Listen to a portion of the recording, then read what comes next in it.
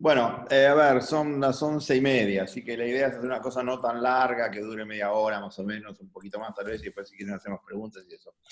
Eh, el tema de objetos y de tecnología lo venimos trabajando ya en varias reuniones, ¿no? O sea, que está como que vamos perfilando, vamos incluyendo, vamos perfeccionando lo que estamos viendo. Eh, Primero hablamos mucho de la evolución de la tecnología, porque la tecnología tiene que ver con productos, y después dijimos algo del diseño emocional y de los objetos, sobre todo porque ustedes están trabajando con objetos evocativos. Hay mucha gente que se pone a trabajar con objetos. Por ejemplo, este es el libro Biblia de McLuhan, un libro, ya miren el color que tiene, se mojó alguna vez también este, que se llama La comprensión de los medios como las extensiones del hombre. Y es un libro donde McLuhan tiene un olor, inclusive, así como ya parece que fuera de hace muchos siglos del libro, del siglo XVI, de verdad. Entonces, acá es donde McLuhan habla del medios de mensaje, los medios cálidos y fríos, bla, bla, bla, pero eso es en la parte 1. Y en la parte 2 se pone a investigar dispositivos o objetos, ¿no? Entonces dedica un capítulo más o menos largo, de 10, 15 páginas, al número, al vestido, a la vivienda, al dinero, al reloj, a lo impreso, a las historietas, Wow. cosas que tienen más que ver con tecnología de la comunicación. Y los últimos donde cierra con máquinas de escribir, teléfono, fonógrafo, cine, radio, televisión, armas, automatización. O sea que hay mucha gente que está trabajando en estas tipologías o en esta cuestión de por qué son tan importantes estos dispositivos sociotécnicos que incluyen tecnologías, productos, objetos, etc. Pero hay otra gente bastante rara. Este es un personaje que me costó encontrar el libro este como siempre, porque pensé que estaba en historia y no estaba en historia. Después lo busqué en antropología, no estaba en antropología. ¿Y dónde estaba? Porque lo buscaba, lo buscaba, lo buscaba. Estaba en una categoría nueva que inventé que se llama modernidad o modernismo. Claro, porque el tipo está hablando de meaning and modernity y de la teoría social y la actitud pragmática. Yo les conseguí el libro después les contamos de qué se trata, porque lo hizo con otro personaje muy conocido, y les conseguí un artículo que resume mucho del libro, después se lo mandamos, ese artículo, ¿no? Entonces, pásalo, Julito. ¿Cómo no? Porque lo primero que está hablando este personaje con otro que tiene un nombre impronunciable, que se llama Csikszentmihalyi, que es el que inventó todo el tema del flow, del flujo. Ellos de lo que se ocupan es del sentido de las cosas. ¿Cómo es que las cosas tienen sentido? ¿Qué cosas tienen sentido para nosotros? ¿No? Y eso es potente, es interesante. Trabajaron con lo que ellos llaman los símbolos domésticos, los símbolos caseros y el yo, el self, ¿no? Acá está, les paso el link, porque sé que algunos ansiosos lo quieren ver ya, ahí lo tienen. Porque yo soy ansioso igual que ustedes, entonces ya quiero saber de qué se trata, de qué se trata. Bueno, ahí tienen ese PDF que después lo pueden ver. Pasa, Julito, please. ¿Sí? Uy, ahora sí. Eh, y habíamos hablado el otro día del Homo Faber, pero nos habíamos tragado este slide, porque claro, el que hace objetos es el Homo Faber. Ya, miren en qué época, ¿no? Estamos hablando de 300 años antes de Cristo, decía que el Homo Faber es el que crea su propio destino, crea su propia fortuna. Y esto tiene mucho que ver con una frase de Alan Kay, que se repite todo el tiempo, ¿no? Que dice que la mejor forma de predecir el futuro es inventarlo. Entonces, la mejor forma de producir tu propio destino es si vos te lo creás, y esta creación de tu destino está muy ligado con los objetos. Con los objetos que son de todo tipo. Objetos que tienen que ver con las cosas que jugaste en la infancia, objetos asociados a mucho tiene que ver esto con la memoria y con el recuerdo. Al momento en que lográs que en el objeto se pliegue la dimensión emocional. La nena que juega con el osito y que se lo lleva de un lado para otro, el nene que juega con el autito. Esto que parecen cosas totalmente anecdóticas, Son cosas muy importantes en el diseño de la experiencia y en el diseño de las emociones. Las mascotas, como son entrenadoras de afectos, sobre todo cuando uno es chico.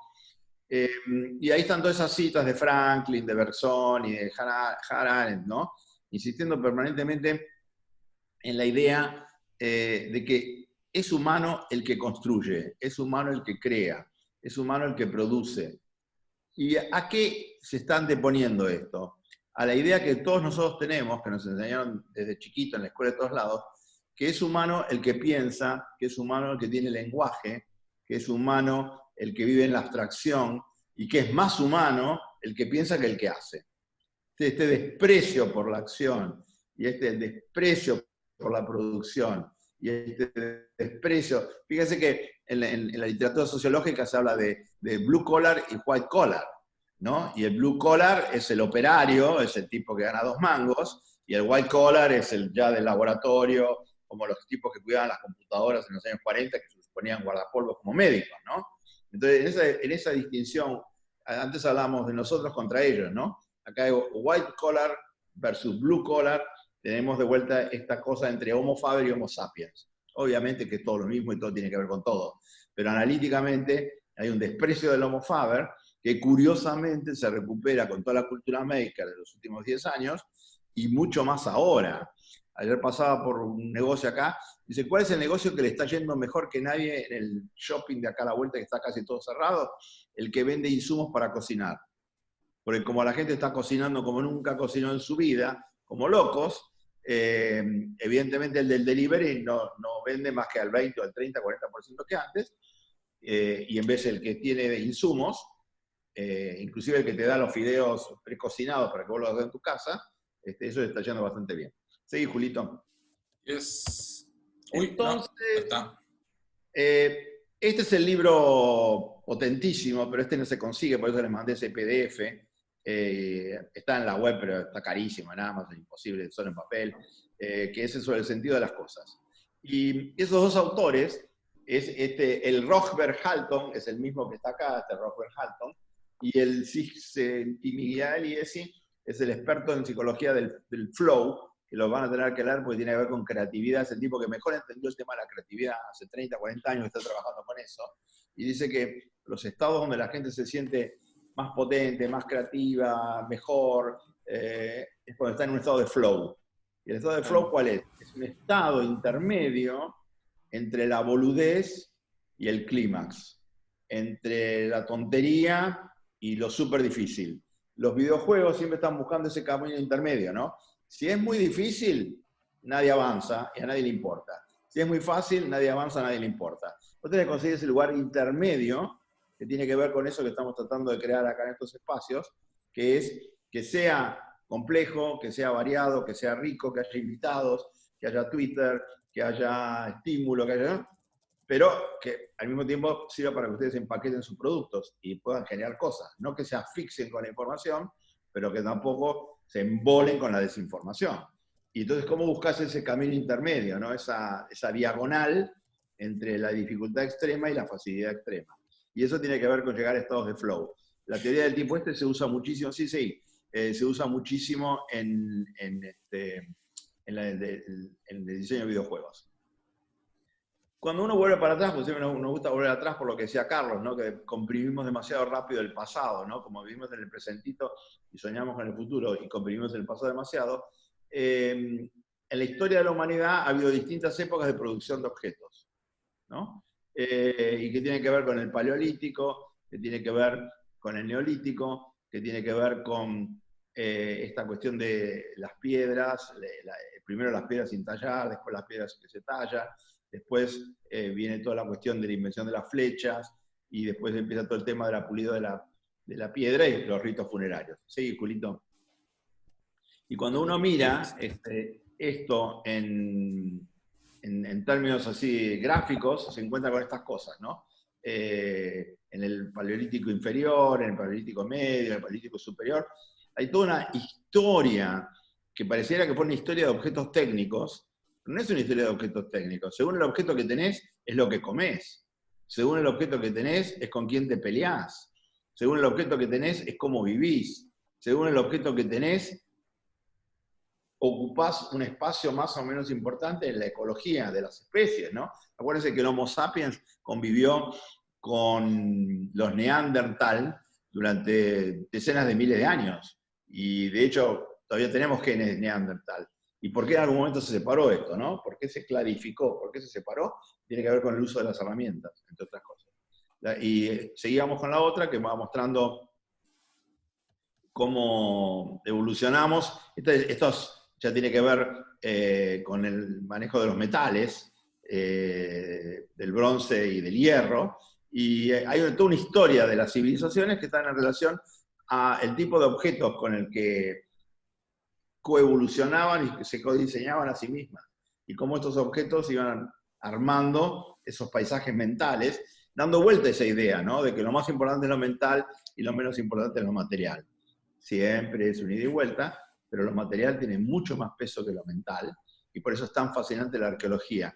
Nosotros tenemos un amigo que se llama Genís Roca, que es un tipo que es uno de los mejores teóricos de las organizaciones que hay en España, y el tipo es arqueólogo, y pasó de la arqueología, digamos, de lo viejo, a la arqueología de la era industrial, y ahora es un arqueólogo de lo digital, el tipo.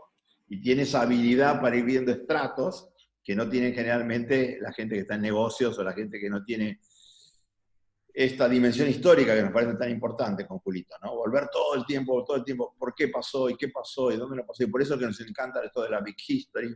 Hoy esa semana tuvimos una reunión en el Círculo de Lectores dedicada a varias personas. Sí, seguí. Ok. Pasa que ahí está. Y estas ya son herramientas mucho más sofisticadas, que estamos trabajando. Y estas son, digamos, las herramientas o los objetos del aire industrial. Que nosotros los vemos así, bueno, ese teléfono, ustedes nunca tocaron, nunca metieron el dedo ahí adentro. ¿Puedo hacer una pregunta? Decía Scolari con los dedos en el enchufe. Pero nosotros, Julito creo que tampoco. Pero Sí, yo sí, lo de mi abuela sí. En el rotatorio, ¿no? En el rotatorio. Sí, Iván, decí.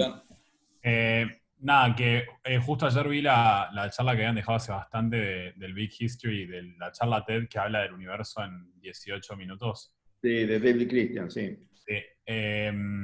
Porque también estamos como viendo un poco de todo lo que mandaron para ver si se relaciona con lo que estamos viendo. Y había dos conceptos que nos interesaron que te quería preguntar si te parecían como pertinentes a lo que estábamos estudiando o no. Que una es la tendencia del universo de ir del orden a lo desestructurado, tipo al explotar, digamos, con un millón de cosas.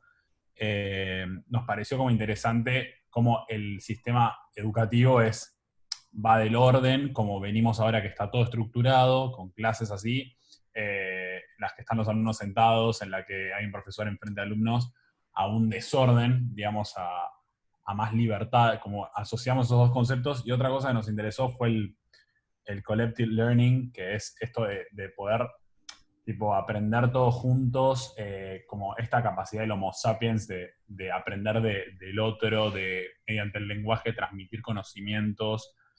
Y por último también esto de cómo el Big History es importante para que las nuevas generaciones entiendan las posibilidades que tienen a futuro y las restricciones que tienen también. Y bueno, no sé si tiene algo que ver con lo que estamos viendo o no. Sí, bueno, hay en lo que decís hay muchas dimensiones, porque la idea esta de si hay primacía del orden o el desorden es una cosa más bien de tipo cósmico. Porque, ¿cómo empezó todo? Si, lo de Christian, cuando él empieza con 13.800 millones de años para atrás, empieza con el Big Bang. Entonces, el Big Bang es el comienzo de algo. Y todo el mundo se dice, ¿pero qué había antes del Big Bang? ¿Podía haber algo antes del Big Bang? ¿Y por qué hubo Big Bang? ¿Y el Big Bang qué era? El Big Bang era un enorme desorden, una explosión gigantesca que el mundo tardó muchísimo tiempo, que se formaban las estrellas, que se formaban los planetas, que apareciera la vida, etcétera, etcétera. Entonces, si uno toma el Big Bang como el gran desorden, uno pensaría que la vida es como todo un ciclo de construcción de orden. Estaríamos partiendo del desorden al orden. Pero si uno ve la historia cósmica, sabe que algún día el Sol va a explotar y que algún día la Vía Láctea va a desaparecer. Entonces estarías pasando del desorden al orden al desorden. Y no sé si habría después otro orden o no. Eso es tan macro y tan amplio todo eso, que no nos dice mucho acerca de ese ejemplo que diste vos, que decías, bueno, pero la escuela estaba toda ordenada y ahora viene esto y se desordena. Porque tampoco nos confundamos con lo que vemos, porque no siempre lo que vemos es lo que es. Pero la escuela probablemente estuviera ordenada desde el punto de vista de sus edificios, de sus ciclos, de sus estructuras, pero si el objeto de la escuela o de la universidad es que la gente aprenda, la gente no aprende casi nada en la escuela. Por lo cual uno tendría que decir, sí, está mucho orden, pero ese orden no sirve, porque es un orden que prácticamente Claro. va en contra del objetivo de la propia escuela, que es maximizar el aprendizaje, no maximizar su autosostenimiento, no su autorreproducción, no esa dimensión que tiene de organización egoísta. Entonces, el desorden que introduce el virus, eso lo insistió mucho Carlos, por sí mismo no va a hacer explotar a la escuela y va a inventar nuevas formas de aprendizaje o lo que fuera. De hecho, toda esta virtualidad de emergencia que estamos viendo nosotros, en la mayoría de los lados, lo que hace es tratar de preservar desesperadamente el viejo orden. No le importa, el desorden del virus lo toma como una amenaza, no lo toma como una capacidad de reinvención, como dijiste hace un rato. Obviamente que toda amenaza puede ser una posibilidad de cambio para mejor, pero es tan potente el nivel de atracción, de atractor que tiene el viejo orden, que todo el mundo trata de volver al viejo orden, porque si el viejo orden estaba establecido 200 años, cierta estructura, etcétera, etcétera, porque le convenía a mucha gente y porque funcionaba bastante bien. Y si no, pero ¿cómo va a funcionar bien si tenés 100.000 millones de analfabetos? Sí, pero tenés 1.000 millones de analfabetos no porque no haya recursos en el mundo para terminar con los analfabetos, sino que los ministerios son corruptos, o la plata no llega, o los maestros no son valorados, etcétera, etcétera, etcétera, etcétera, ¿no? Desde el punto de vista más conceptual, hay gente que te dice que tenés que mirarlo en la física eso. La física ha pasado pasó del orden al orden, después pasó del orden al desorden, y después pasó del desorden al orden. O sea, hay un montón de principios que se trabajó mucho gente como Edgar Morin, cuando decía hoy que Carlos de Stuart Kaufman, la gente que trabaja en teoría de la complejidad, y toda esa gente está trabajando mucho en las relaciones que hay entre orden y desorden, como principios organizadores. Volviendo a estos ejemplos de que pasamos de las armas, bueno, esto es lo que decíamos antes, ¿no? Que los benchmarks de progreso tienen que ver mucho más con la habilidad de construir cosas que son cada vez más complejas y no tanto con cuestiones de inteligencia, moralidad o sabiduría, ¿no? Porque esto siempre vuelve a lo que hablamos antes con ustedes, del materialismo cultural.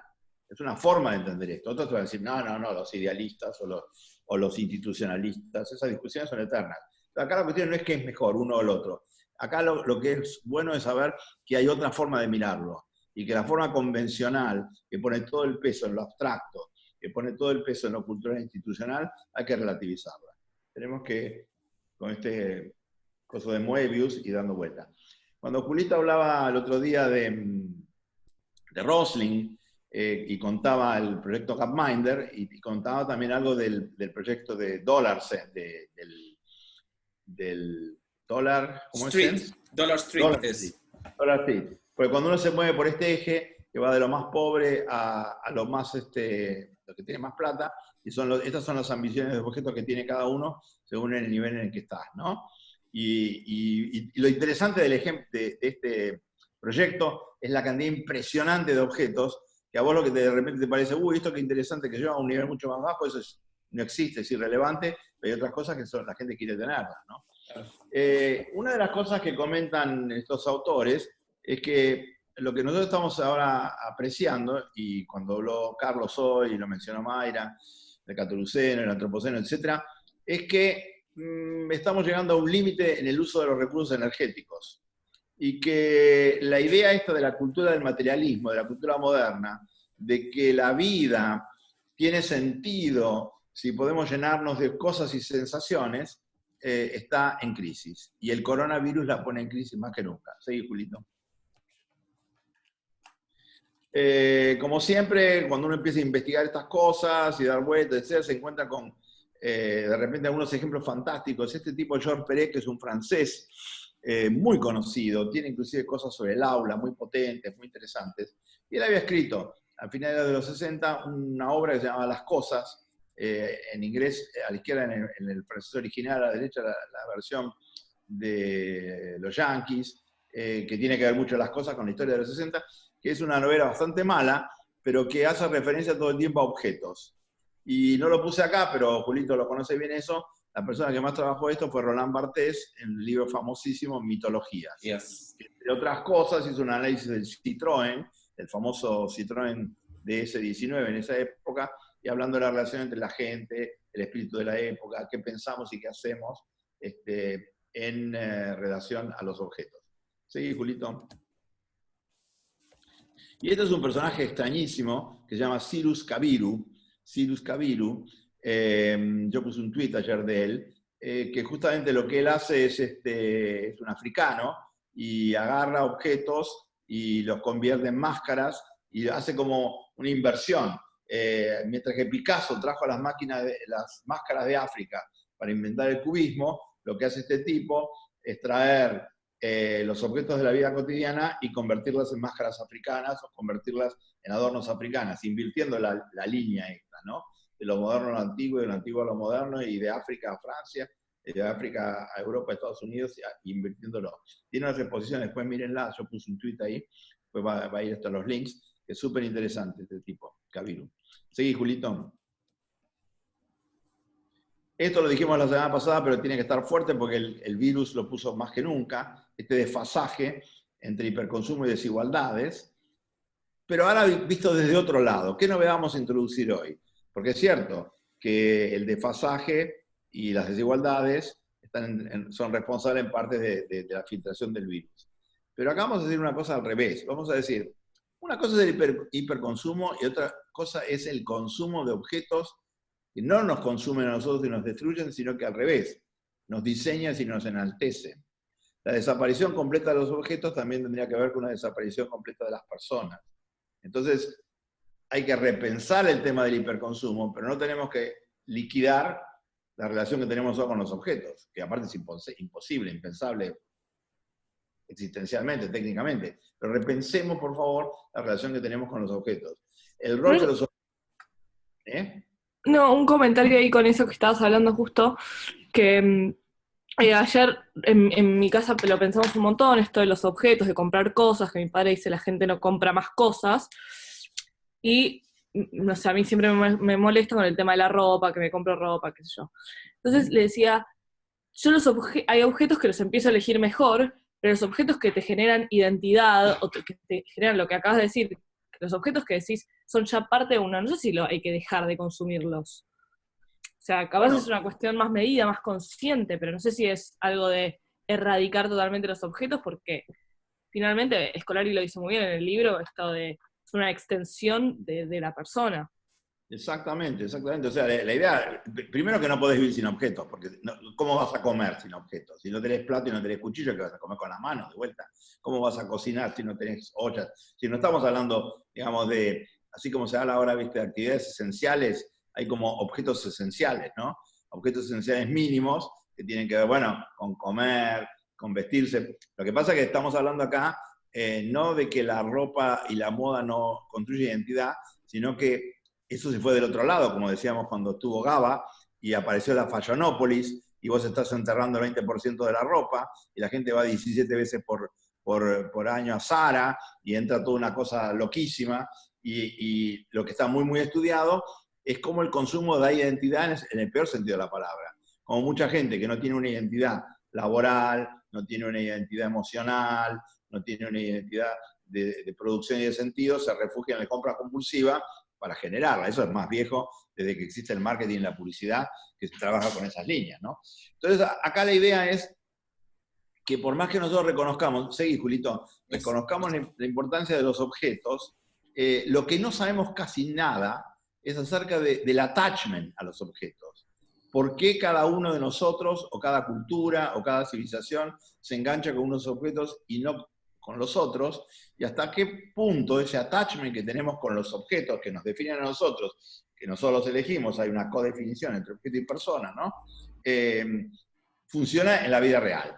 Y entonces lo que hicieron estos tipos desde el año 74, fíjense, ¿no? Hace más de 40 años que empezaron con esto, como ni siquiera tenían marcos conceptuales para ver esta relación de cómo se genera el attachment con el objeto, hicieron una investigación con 82 familias en Estados Unidos, con 300 personas que estaban en esas familias, y las siguieron durante muchos años, ¿no? Y lo siguieron a través de una idea que es muy potente, que es la idea de cultivo de la relación con los objetos. Así como cultivamos plantas, nosotros cultivamos objetos.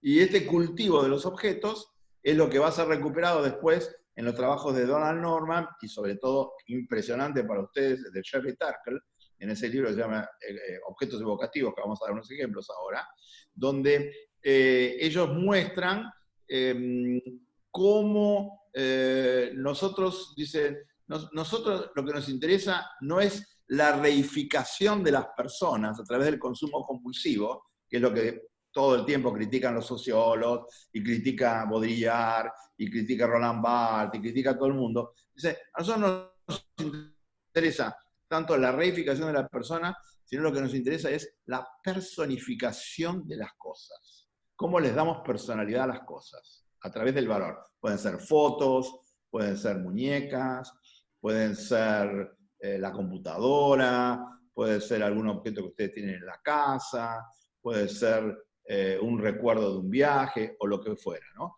Entonces, lo que pasamos acá es un nuevo enfoque, que es, no nos interesa tanto el consumo cultural de los productos, está todo muy bien con eso, sino la apropiación psicológica de los objetos. La apropiación, ¿y por qué eso tiene que ver con lo que van a hacer ustedes ahora? Porque si ustedes van a diseñar objetos encantados, y hoy hablamos de poder que pongamos a la affordance y que no nos jorobe el constraint, lo que necesitamos entonces es entender mejor cómo funciona esta apropiación psicológica de los objetos. ¿Sí, Julito?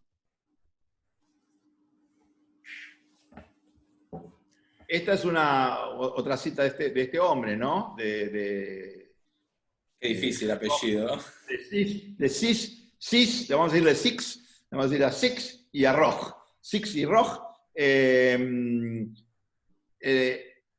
porque lo que decíamos recién de que hay un cuestionamiento muy tremendo a la civilización de los objetos, y encima esto no está dicho, porque fíjense que son cosas que se escribieron hace 10, 20, 30 años o más, sino el virus, el coronavirus, cómo va en esta dirección de aniquilar la relación con los objetos. Sigamos entonces. Y ahí entra la idea de diseño emocional. La idea de diseño emocional, que es este, les vamos a dar, tenemos el IPAP completo, está muy bueno. Es un libro un poquito viejo, porque es un libro del 2002, pero está lleno de buenas intuiciones y de buenas intenciones. Hoy habló mucho Carlos de él, Donald Norman, un tipo que trabajó para Apple, trabajó para otras empresas, y él se dedicó siempre a lo que se llama la ergonomía cognitiva. Es cómo mejorar la relación cognitiva con los objetos. Ergonomía cognitiva, ¿no? Y empieza este libro con esta foto. Esta foto de 3 teteras, que son, bueno, estas son 3 teteras, seguí, Julito, que esas teteras él la tiene en su casa, la tiene en la puerta de la casa, que entra el sol, etc. Y dice, mire, yo tengo 3 teteras, ¿no? Esta primera, que es de Karelman, que es de un objeto imposible, obviamente no se puede usar, no sirve para nada ese objeto, pero es tan lindo, dice, tan simpático. Y después Karelman, que ya empezó a trabajar hace muchos años, hizo un famoso póster para el Mayo francés, y tenemos esta otra, que es la de Michael Graves, y esta es la que tiene, no se ve, pero adentro tiene un lugar donde va el té, el té queda colgando. ¿Para qué queda colgando? Para que no se llene el agua con el té todo el tiempo, y cuando está en esa posición, el agua no está atravesada por el té. Y cuando lo bajás, sí, el agua toca el té. Entonces, vos lo dejás decantar los 3 o 5 minutos según qué tipo de té, y después lo pones en la posición de espera, digamos, para que no tenés que hacer vos como el saquito que lo sacás cuando ya se puso muy fuerte. Claro. Eso te lo hace, cuántos minutos querés y lo pones ahí. No es muy práctica, pero es linda y parece como que estuviera esperando algo ahí, ¿no? Y funcionalidad no significa que sea del todo práctica. No, no es muy práctica, inclusive él dice que casi nunca la usa para tomar té, pero es tan linda, dice que me gusta y cada tanto la hago. Y esta todavía es más loca, ¿no? Y esta es mucho más sofisticada, pero también más rápido te pones el té en el microondas con un saquito y ya está, ¿no? Sin embargo, entonces ahí dice, habla de las tres teteras. La primera, ¿no? Tiene que ver con esa cruzada contra los objetos que no se pueden usar. El segundo tiene que ver con su campaña por la belleza, donde él quiere asimilar diseño útil con diseño lindo, porque por eso todo el libro tiene que ver con diseño emocional. Y el tercero tiene esa combinación, después vamos a hablar del bricolage, entre lo funcional y lo encantado, que tiene mucho que ver con los objetos encantados. En este caso, este es un modelo bien viejito del Mini Cooper, este es un modelo del 2005, el libro es de esa época, busqué un ejemplo de esa época, donde decía, miren, es tan simpático que no importa si no anda tan bien como parece. Esa idea de no nos vamos a poner demasiado exquisitos con lo funcional si lo estético está tan potente, ¿no? Y tan interesante. Sí. Y esto sí es importante para ustedes porque tiene que ver con la cosa más conceptual, más de teoría, ¿no? Donde esto se asocia con otra cosa que estuvimos estudiando con Julito que se llama el cerebro triúnico. Tiene que ver con cómo funciona el cerebro con distintos niveles de desarrollo, donde está el cerebro reptiliano, que tiene que ver con lo visceral, el cerebro mamífero, que tiene que ver con lo comportamental, y el cerebro reflexivo, o el que tiene que ver más con el del Homo sapiens, ¿no? Y cuáles son las conexiones que tiene esto con el diseño, que es lo que más aportó Norman, ¿no? De cómo tenemos que conjugar la belleza. Una pregunta. En la parte de reflexión, cuando se refiere a que me completa, es de una parte, si lo estoy pensando desde un objeto, como egocéntrico, ¿no? O sea, como, no sé cómo explicarlo, pero cuando dice I can tell stories about it and me, es como que es mío, como esa cosa, no sé si es egocéntrico la palabra, pero... Como la relación que tenés con el objeto. Claro. Entre él y yo. Ok. Me parece. Bueno, pero está bien, pero está ligado a lo que decía antes Renata, ¿no? De cómo lo vas articulando con tu identidad y con tu persona. O sea, cómo el objeto te potencia, cómo el objeto te realza, cómo el objeto te conviene, cómo el objeto te suma. Y en ese sentido es súper interesante todo lo que trabaja el tipo, hablando de distintos tipos de objetos. Pero ¿Puedo hacer una pregunta? Sí, claro. ¿De qué año es el libro? El libro es del 2002, pero Okay. el tipo viene trabajando en estas cosas hace como 40 años. Y tiene una empresa con Jacob Nielsen, tiene como 8 o 10 libros, súper interesante. El más reciente tenemos este también, que este es más nuevo, pero más o menos lo último que publicó ya es del 2010. Es un tipo que nació en 34, ¿no? Después de este viene uno sobre Living with Complexity, que es el último que sacó, que está también muy interesante. Bueno, esto sí. Siento que... Sí. Perdón, lo que quería decir con respecto a esto. No sé, me imagino que era un poco más viejo el libro por la mirada que tiene. No sé, siento que, por lo menos quizás para la mayoría de nosotros, confronte un poco la idea de cómo, no sé, cómo por lo menos estoy notando que encara lo de la parte emocional. porque en sí eso se puede traducir a marketing, ¿no? Como en la vida real, y de agregarle un valor emocional a un objeto que en realidad no cumple una función necesaria y aporta más a un consumo cultural, ¿no? O sea, Claro. no puedo ver la diferencia, sintiendo que hay como una brecha quizás, pero no puedo llegar a separar la idea de consumo cultural de consumo emocional. O sea, me parece que es como parte de lo mismo, es simplemente consumo cultural más la emoción. No, Pero no sé. no es el propósito de él. Ahora vamos a ver, él justamente critica todo eso. Obviamente que está, sí, después de esto se desarrolló mucho el neuromarketing, el branding, todas estas técnicas, digamos, de captura de la atención y de manipulación, etcétera, ¿no? Él va justamente en contra de todo eso. Pero avancemos porque también lo vamos a cuestionar esto desde el lado de Papanek. O sea, y Sí. de todas maneras, no quiere decir que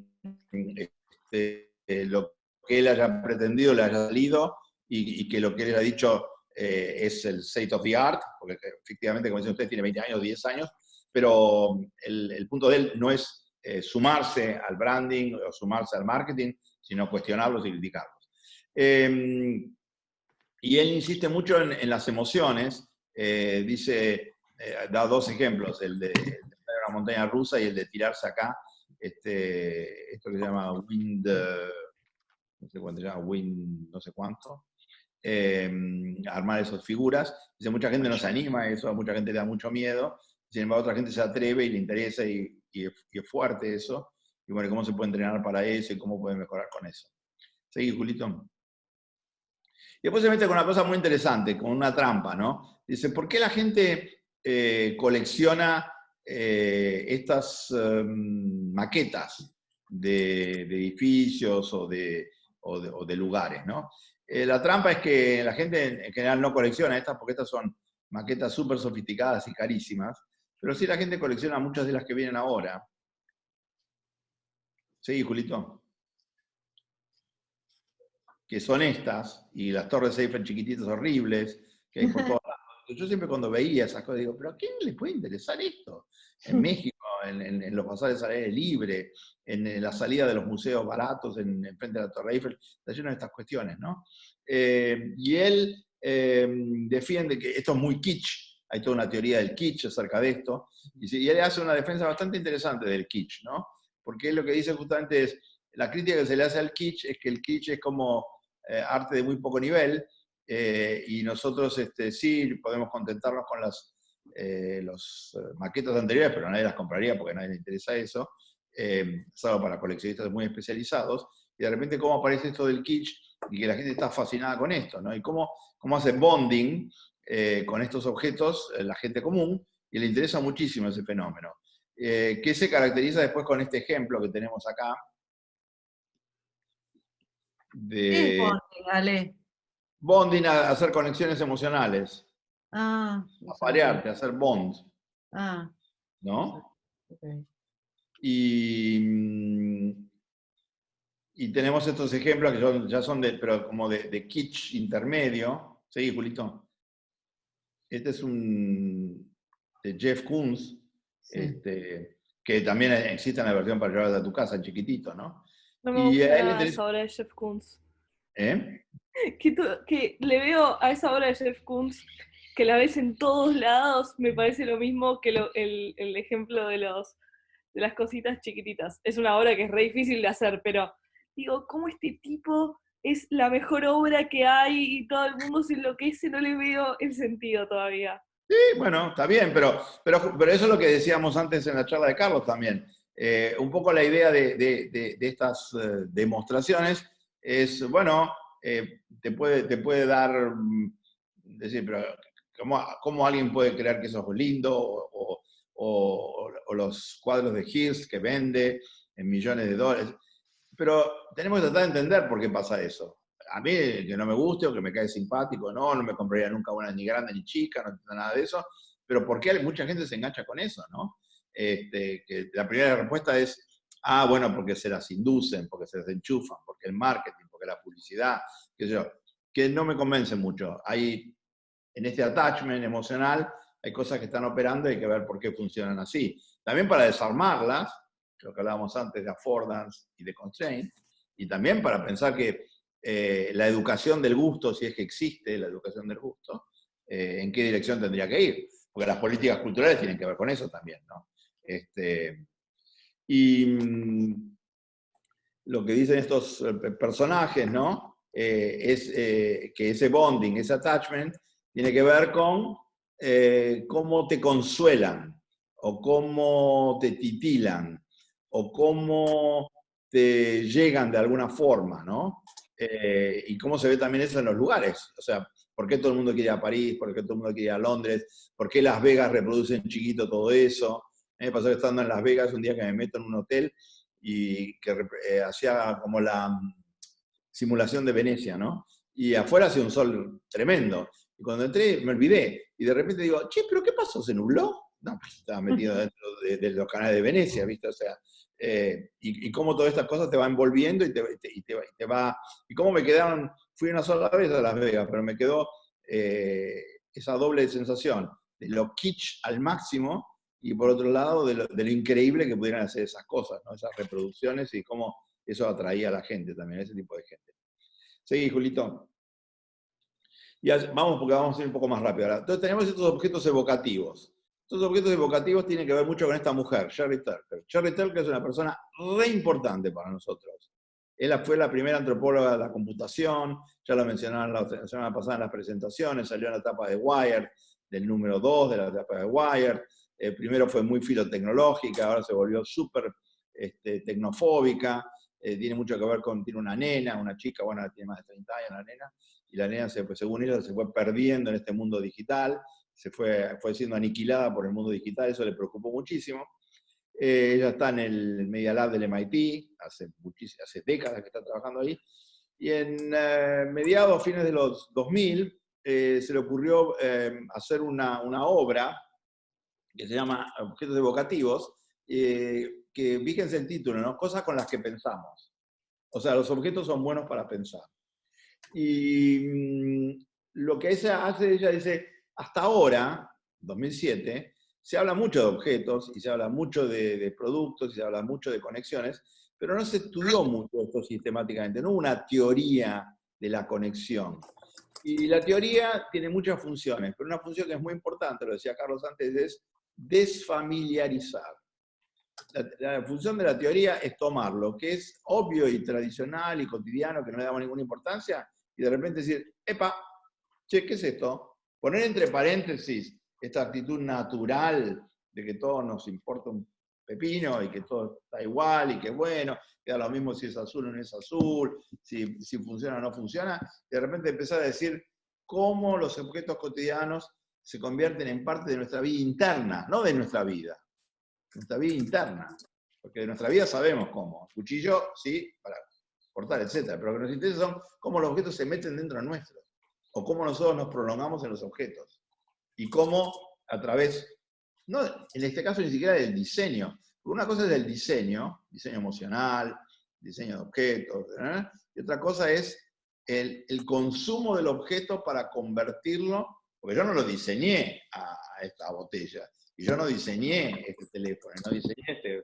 pero ¿por qué me gusta ponerme hoy, que hace un poco de frío, no esto, y qué siento con esto? Y cada vez que me quieren tirar las cosas, digo, no, son mis favoritos, son todos mis favoritos. Y saben la cantidad de años que tienen, no, ese no. Bueno, ¿cuál es esa? ¿Cómo está funcionando? ¿Seguís, Julito? Entonces la mujer lo que hizo es un proyecto fantástico, que habría que reproducirlo, que es... agarró y dijo, bueno, voy a ver si se pueden clasificar estos objetos evocativos. Y los clasificó en estas categorías. Y agarró un montón de gente, amigos, conocidos, académicos, gente de otros ámbitos, etcétera, que ella conocía a toda esta gente, y las invitó a participar de este proyecto de los objetos evocativos. Y para participar vos tenías que traer tu propio objeto evocativo y hacer un ensayo o una elaboración de por qué ese era tu objeto evocativo. Y entonces... como son 6 categorías, hay como 6 o 7 en cada una, hay como 40 objetos evocativos. Vamos a dar un ejemplo de cada una rápido. La categoría diseño y juego. Julito. Bueno, invitó a un tipo que se llama Ted Mahover. Ted Mahover es un personaje fantástico de MIT que tiene un proyecto que se llama Ópera del Futuro. Fue el primer tipo que hizo una ópera a distancia hace como 20 años, con la gente, como ahora todo el mundo tiene que tocar a distancia. Bueno, eso lo hizo cuando no había ni banda ancha, era una cosa complicadísima que yo. Y él eligió el cello. Y desde chiquito, que le gustaba tocar el cello, dice, yo quería que mi instrumento pudiera cantar, ¿no? Y que pudiera expresar las notas. Y el tipo hace todo un ensayo buenísimo sobre por qué el cello es objeto evocativo. Entonces ustedes, tendrían que pensar cada uno de ustedes cuáles son sus objetos evocativos. Ese va a ser un ejercicio para la semana que viene, más allá de la presentación formal, que hagan una lista de 2 o 3 objetos evocativos. Seguí, Julito. En la categoría de disciplina y deseo, ¿no? Michel Flubinka, que hace su objeto evocativo es su agenda de papel, como había en ese momento, ¿no? Porque en ese momento no había tanta agenda digital. Y la agenda de papel era, si pierdo mi agenda, pierdo mi vida. La importancia que le daba a la agenda, ¿no? Así como ahora decimos, si pierdo el celular, pierdo mi vida, no puedo salir de mi casa sin mi celular, esta persona no podía salir de su casa sin agenda, porque la agenda era el diseño de cotidianidad, de cada día. La que sigue.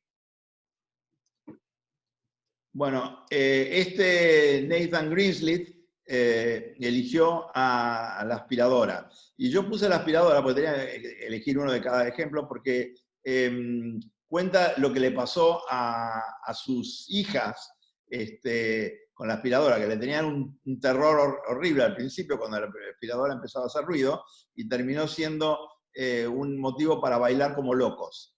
Entonces, cuando pasaban la aspiradora por la casa, las chicas se ponían a bailar como locas. Y todavía les queda eso, que cuando escuchan la aspiradora, el tipo sigue sintiendo lo que cuando hablan las chicas. Y yo lo puse porque a Roger, mi gato, le odia la aspiradora. Entonces estaba tratando de pensar, bueno, a ver cómo puedo hacer para que conviva con la aspiradora, ¿no? A ver si se puede bailar frenéticamente con la aspiradora o no. Trevor Pinch es un espectacular estudioso de la historia de las ciencias, y acá lo que el tipo se construyó con mucho esfuerzo fue esta especie de protosintetizador Moog, que se quemaba, era con transistores, y se quemaba todo el tiempo, y después en un momento empezó a darse cuenta, según el olor del transistor que se había quemado, cuál era. Ya lo tenía tan sintonizado que los podía ir cambiando según el olor, sabía dónde estaba. Miren el grado de consonancia con el objeto que el tipo había provocado, ¿no? Henry Jenkins, el gran amigo nuestro, Julito lo conoce, estuvimos en reuniones con él, en Flax hace unos años. Le encantaban los cómics que le regalaba la madre, y empieza la nota es de luto y memoria, muy triste, porque cuenta que cuando la madre estaba muriendo en el hospital, él estaba leyendo cómics. Y después recuerda, a medida que va avanzando, cómo estos cómics la madre se los compraba y se los llevaba, y él se quedaba dormido mientras la madre le leía los cómics. Y el último es Evelyn Fox Kohler.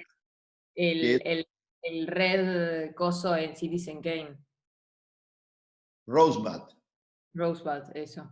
Exactamente, muy bien. Eso le vamos a dar un punto más, alumna Maya, por lo atenta y por la asociación. Y esta mujer es una historiadora de las ciencias, es espectacular, y cuenta que lo que más le afectó en la vida es el slime mold, que es el moho del fango, que es una criatura rarísima que aparece en el libro de Steven Johnson, que es una criatura que cuando no hay comida, se convierte en un grupo. O sea, son hongos que se van separando, pero cuando no hay comida se ponen todos juntos y se convierten en una criatura única. Una cosa rarísima, es una de los misterios más raros de la naturaleza. Entonces, ¿a qué apunta toda esta cuestión de los objetos evocativos, ¿no? Todos ellos se sienten como bricoleurs. Algunos crearon estos objetos, otros aprovecharon los objetos, y les parece tan importante a esta mujer, porque lo que permiten los objetos es que nuestra mente forme conexiones y relaciones con la gente. Esta cuestión que hablamos al principio de hoy, cómo nos comunicamos con los diferentes, que decíamos al principio lo difícil que es, acá es cómo nos comunicamos con los objetos para comunicarnos entre nosotros. Cómo compartimos objetos para poder hablar, establecer conversaciones y nuevas relaciones. Y es la figura del bricoleur, que la trabajó mucho Lévi-Strauss y que tiene que ver con el científico primitivo, y con tanto el científico primitivo como el ingeniero moderno usa este estilo, ¿no? Lo último, y con esto cerramos, tiene que ver con Papanek, que lo mencionamos ya alguna vez a Papanek. Papanek es un tipo muy extraño en la tradición de los diseñadores, porque es un tipo que criticó a muerte al diseño. Pero al mismo tiempo, como un tipo muy contradictorio, consiguió plata del gobierno de Estados Unidos, de la defensa de Estados Unidos. O sea, más contradicción que esa, ¿no? Y lo que hacía Papanek básicamente es decir que el diseñador prácticamente no ve nada del problema. El problema real es el iceberg, es el 99%, y el diseñador solo ve el 1%. El tipo era súper radical, ¿no? Decía, el diseño industrial ha colocado el asesinato en la base de su producción en serie, crea coches, y los coches matan 1,5 millones de personas por año. El diseño es una profesión política, aunque la gente no se da cuenta. Y el año pasado se hicieron un par de exposiciones, tenemos los links para pasarles después, para que los miren. Él trabajaba mucho en lo que él llama Design Clinic, la clínica del diseño. Y decía que el diseño tenía que ser siempre útil para la sociedad. Es lo más anti-Bauhaus que hay, ¿no? A él no le interesaba lo que le interesaba a Norman, que es combinar la estética y la funcionalidad. A Papanek lo que le interesaba era resolver los males sanitarios y sociales del mundo. Y inventó una cosa que se llama mobiliario nómade, que era una especie de IKEA. IKEA cuando no existía IKEA, ¿no? Muebles baratos y fáciles de montar, diseños para la gente que no los podía pagar. Esto se armó un gran escándalo en el año 2017, porque Papanek, en esa línea, Nike sacó un burka para gente musulmana, para que pudieran hacer deporte y al mismo tiempo tener cubierta la cara en algún punto, ¿no? Entonces, para ir cerrando esta parte y el final de hoy, existen gente que ha hecho proyectos rarísimos, como este Thomas Thwaites. Este Thomas Thwaites dijo algo así: ¿cuánto cuesta una tostadora? Una tostadora cuesta $8, $15. Bueno, me voy a comprar una tostadora, me la voy a llevar a mi casa, la voy a desarmar y después voy a hacer una tostadora casera, con las partes yo mismo.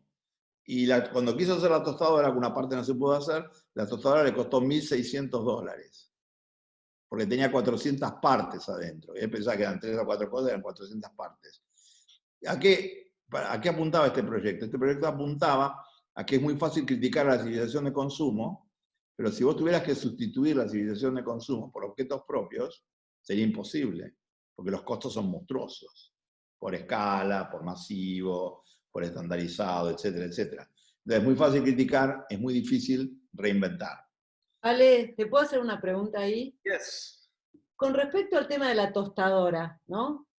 Pero uno puede tener una tostadora, la manual, que tiene una chapa abajo, arriba una rejilla, y tostás de la misma manera que tostás con esas 400 partes.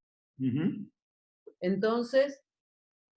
No, pero se te quema, porque la tostadora lo que tiene es la automatización. Yo hago lo mismo y ya se me han quemado varias tostadas por dejarlas arriba de la chapita.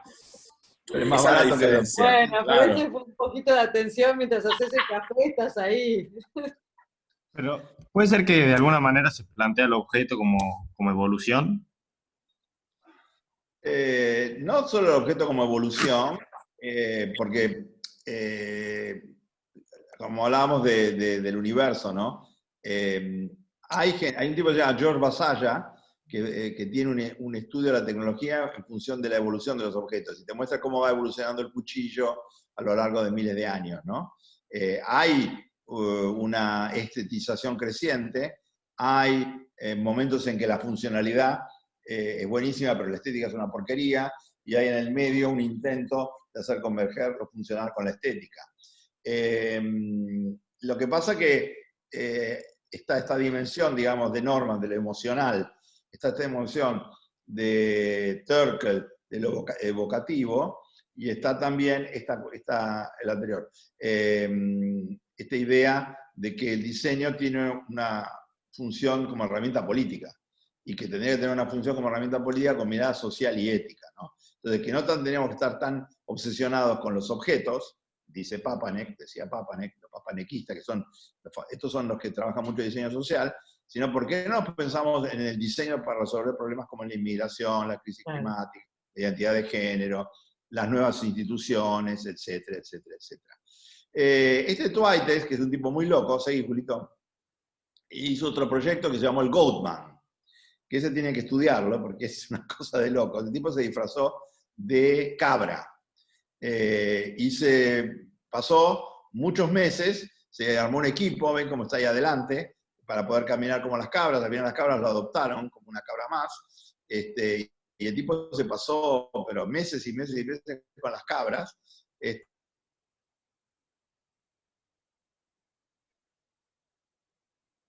¿Cayó? Sí, se cortó en la mejor parte de la charla. Yo conozco esto. No, yo No me tampoco. acuerdo Quiero No me acuerdo saber. cómo era, pero esto yo ya lo vi, pero no me acuerdo En cómo era. psicología lo vimos. Con el hombre que sería los patitos y este de la cabra. Ah, yo me acuerdo el de los patos. El de Claro, los ¿te patos me acordás? recuerdo. El de los Sí. patos es más clásico, pero el de las cabras me acuerdo que lo vi y no me acuerdo cómo terminó. Bueno, loco, en el Quería mejor hacer momento. un comentario de algo que se me vino a la cabeza con Sí. el ejemplo este de la tostadora. Sí. Ahí lo que hizo, no sé si es diseñador, no lo conozco a Thomas White, no sé si es artista o qué, pero lo que hizo fue tratar de imitar un objeto, y ahí hizo la relación en comparación de precios, ¿no? Pero nada, eso fue como una decisión muy suya para mostrar un mensaje, me parece, porque podría haber pensado en cuál es la función y tratar de imitar la función, no el objeto específico. Es que yo creo de vuelta, ¿No? tomando lo que dice Alejandro, no tiene que ver con la función, porque en ese sentido le doy la derecha a Marce de que para eso está la chapa. Y ahí lo que trata de mostrar es que ese objeto, volvemos a decir Alejandro, la idea de esta evolución de objeto, cada objeto tiene que ver con la complejidad y la masividad. Por eso yo retrucaba con se me quema la tostada, además de que la plancha solamente me la quema de un lado. Entonces tengo que estar, dar la vuelta, esperar. Estas tostadoras puedo regular cuánto quiero que se quemen, en cuánto tiempo debería terminar de quemarse. No se me van salvo que se rompa, obviamente. Entonces lo que el tipo juega, como a veces dice este amigo Valentín Muro, de cómo funcionan las cosas.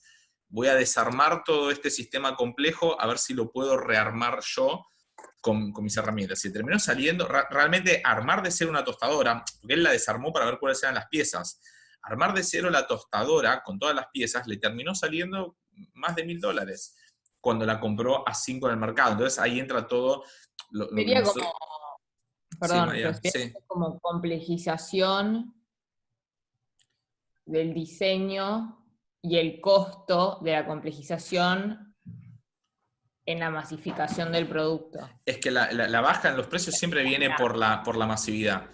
Piensen siempre que los primeros grandes diseños, cuando uno hace un diseño de algo o pretende armar un prototipo, los prototipos son siempre carísimos, porque no entendés bien cómo viene la idea, cuánto vas a usar, cuánto vas a gastar. Piensen ustedes cuando tienen que armar algo.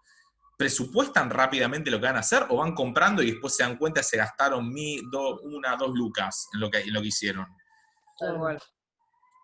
Entonces, el segundo paso, una vez que tenés el prototipo, porque el prototipo tiene que ver con lo funcional, con mostrarle al otro que eso funciona y que existe y se puede hacer. La segunda parte es, bueno, ¿cuánto me sale hacer esto?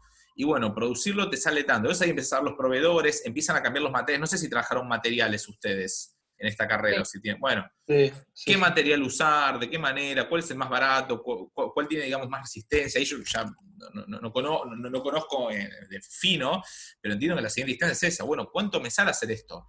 Y después se van los proveedores y cuando vos comprás, claro, algo que te salió $1.000, ahora te sale $5 al consumidor. ¿sí? Porque te salió a hacerlo $0.50, ¿me entendés? O $1 te sale a hacerlo. Última pregunta, perdón. Sí. Entonces, y por lo que estoy entendiendo, nosotros estamos teniendo en cuenta las correcciones que nos hicieron de la última parte, corregimos eso, terminamos de plantear nuestro escenario y ahora empezamos a meternos en cuáles son los objetos y cómo se vincularían con los Exacto. escenarios del futuro. Sí. Ok.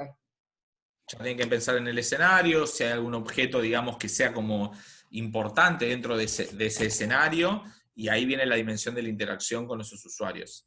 Ok, perfecto. O sea, también hay que pensar como la psicología un poco del futuro y la visión del humano. Bueno, por eso la primera parte, ¿qué escenario estamos planteando? ¿Qué sucede ahí? ¿En qué momento? Bueno, en su momento hablamos, bueno, COVID mediante, no COVID mediante. Ahí yo les mandé un tweet y lo dejé en insumos para el grupo que está trabajando con posibilidades de turismo y demás. Si bien están partiendo para otro lado, ya en algunos aeropuertos, una persona que viajó de París a Hong Kong ya está mostrando cuáles son las interfaces y cómo es viajar hoy. 8 horas sentado en una silla esperando a que le den el test de COVID, por ejemplo. Claro.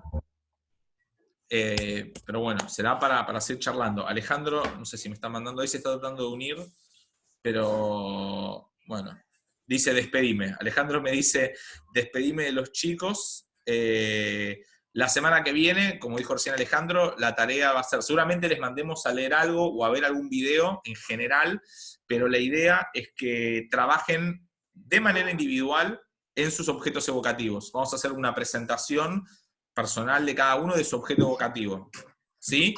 Y parece, tenemos que ver después cómo lo adaptamos, viene Jordi Carrión la semana que viene a charlar con ustedes. Jordi o Jorge Carrión lo pueden buscar, es un escritor, un ensayista muy, muy importante en Barcelona, en España, pero sobre todo en Cataluña, que ha trabajado bastante sobre futuro, también habla mucho sobre las librerías, el futuro de las librerías. Su último libro se llama Contra Amazon, que es una locura de texto. En el mail les vamos a mandar más información. Ahí vi un mensaje, Angie, ¿cómo se llama quién? Perdón, que se me pasó esta pregunta.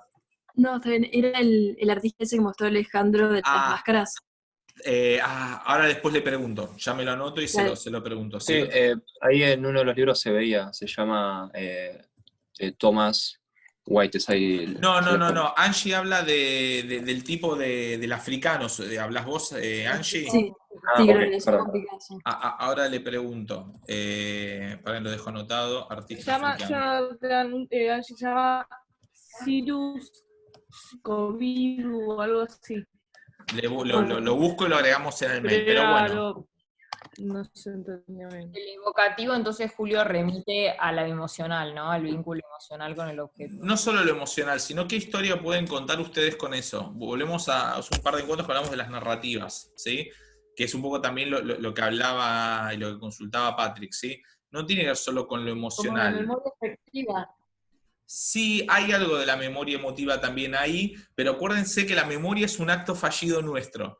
Lo que nosotros creemos que es, lo que nosotros acomodamos en términos neurológicos de lo que nosotros queremos que sea. Entonces, a nosotros nos interesa más qué narración se arma a partir de eso, ¿sí? ¿Qué es lo que ustedes pueden contar? Vuelvo sobre lo mismo que, a ver, esto es como cosas que suceden solo en las primeras veces que uno hace algo, como es acusar con ustedes. En el primer encuentro nosotros usamos el lápiz grabador de Juan para hablar de Alex, ¿sí? Y ahí transformamos un lápiz donde de repente, o un lápiz o un micrófono, donde de repente cayeron un montón de narraciones sobre alguien que ya no está con nosotros y que nos permitió a nosotros conocerlo, ¿sí? Y no estaba, a ver, en términos rápidos, ese de lápiz no estaba diseñado para eso. Estaba pensado para facilitarle a Juan la posibilidad de recuperar los encuentros, que él pueda después entender mejor qué fue lo que se dijo, pero de repente entre todos, en una instancia, en un contexto particular, transformamos ese dispositivo, ese objeto, en algo totalmente distinto. Juan, o sea, la representación de un objeto en nuestras vidas. Exacto. Fíjense que los ejemplos que dio Alejandro de Jerry Tarkle están asociados a algo particular de esas personas. Juan, Exacto. abriste el micrófono. No tiene que ser específico a una de las tres. Hay como, viste que mostró 3 tipos. Hizo tipología, sí, sí. No tiene que ser específico a uno de esos 3. No, pero pueden enmarcarlo. Algo que está bueno, algo que no me quiero olvidar, que se lo dejé ahí marcado, pero no sé si me voy a acordar del mail. Traten de pensar en términos de lo que dijo Carlos hoy, las dimensiones de análisis. Yo siempre les digo que traten de incorporar en sus trabajos algunas de las dimensiones de análisis que aparecen en los textos, en las presentaciones de Alejandro. Hoy Carlos fue como súper claro con el tema de los actores. Actor institucional, actor humano, si quieren, y actor tecnológico. Obviamente, en el medio hay híbridos, ¿sí? Y justamente decía, bueno, todos son actores. Pero para en esta primera instancia, por si no queda como muy bueno, todos son actores de lo mismo. Ustedes traten de empezar a identificar cuáles son los actores tecnológicos, ¿sí? De sus trabajos, cuáles son sus actores institucionales y cuáles son sus actores políticos, actorales y demás. Me colgué porque vi que Juan dice que no es una grabadora. No, por supuesto, Juan, que no es una grabadora, pero para nosotros, o sea, tomó otras dimensiones. Lo que en principio era algo tuyo, de repente fue colectivo. De repente tomó otra dimensión, hasta incluso temporal. Fíjense el objeto de Henry Jenkins, luto y memoria. ¿Sí? Fíjense cómo podemos ir identificando e ir cambiando algo de una manera u otra. Pero bueno, ya nos pasamos varios minutos, imagino después tienen clases ustedes. Así que cualquier duda, consulta, correo electrónico, nos vemos la semana que viene. Les dejamos después los videos por correo, ¿sí?